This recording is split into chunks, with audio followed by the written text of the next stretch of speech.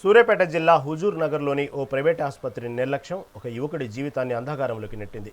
మఠంపల్లి మండలం చౌటపల్లికి చెందిన 20 ఏళ్ల యువకుడు కాలు సర్జరీ కోసం సింధు ఎముకల ఆసుపత్రిలో చేరాడు.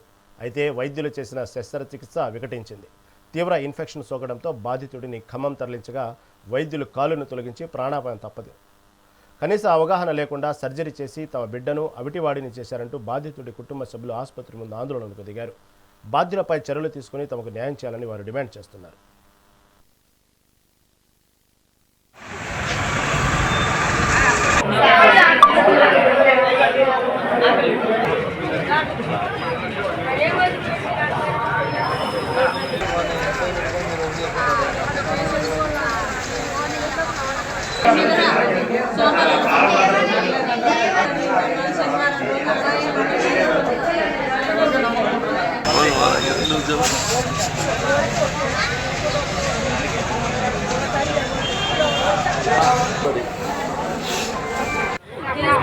జాయిన్ చేసుకొని కాలు ఒకటే ఒకసారి తీసి ప్లేట్ వేసిందంట. 40 ఏళ్ళు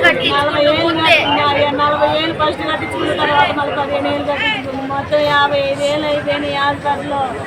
ఈ కాలుకి నెత్తి రావట్లేదంట. ఈ చేసి నైట్ నుంచి 3 రోజులు కూడా కంటికి నిద్ర లేకుండా మొత్తుకున్నాయి. మరి ఇలా నరాలు కట్ అయినాయి అని చెప్పలేదు మనకు. వాళ్ళ నరాలు కట్ అయినాయి అంట. నెత్తి రాగిపోయిందంట. దీనికి బెల్ట్ వేసిండు.